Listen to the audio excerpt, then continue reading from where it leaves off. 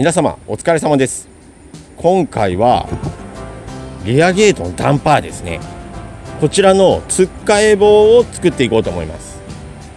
なぜ作るかと言いますと、先日ですね、ここからですねガスが抜けてプシューって言いながらですね、ガス抜けちゃったんで、もうこのリアゲートを抑えることがちょっと今できない状態なんですよ。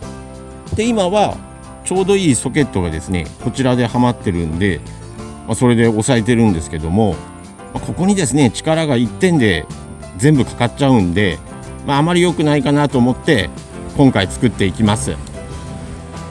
そしてここにですね、つっかえ棒を作るのですけども、下から、今斜めになってるんですけど、約18センチ、弱ぐらいですかね。それがちょうどいい具合にはまるようなのを作っていきます。で、支柱となりますものは、こちらのですね余っていたステーを使おうと思います。で、18センチだったので、これから18センチに切っていきます。お疲れ様です。カットが終わりました。18センチですね。で、この厚手のワッシャーをこういう風に上下にくっつけます。で、この穴がですねちょうどダンパーと同じぐらいの穴なんで、いいかなと思ってこれをつけていきます。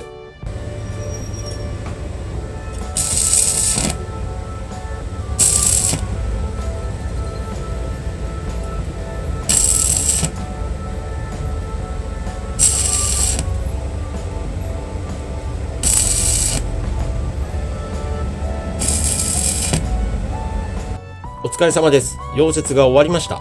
で、このままじゃですね、当然入りませんので、この線の引いたとこですね、ここをカットしていきます。そして色塗って終わりって感じですかね。お疲れ様です。おかげさまで完成しました。このようになっておりますね。で、横から見ますと、こんな感じで止まっております。で、このステーもですね余りもんのステーなんですけど、結構、肉厚でこの字になってるんでですね、リアゲートぐらいの重さなら大丈夫かなと思います。支えてる部分が分かりやすいようにですね裏に回してみました。このようになっておりますね。先ほど溶接してですね切ったやつですね、このワッシャーがここに、止まっているっていう感じですかね。上も同じような形です。いよいよダメだったらですね、もうダンパー買おうかなとは考えてるんですけども、ダンパーもですねこれが今純正品だと1万円とかするんじゃないですかね。社外品が2本で5000円ぐらいやったですね。一応今片っぽは生きてるんで、大丈夫だろうと思って、しばらくこれ使おうと考えております。それと今回ですね、もう見てもらった通り、私はいらない部材がありましたんで、このような感じにして作ったんですけども、溶接してですね、普通にこういうステーをですね長いのあるじゃないですか。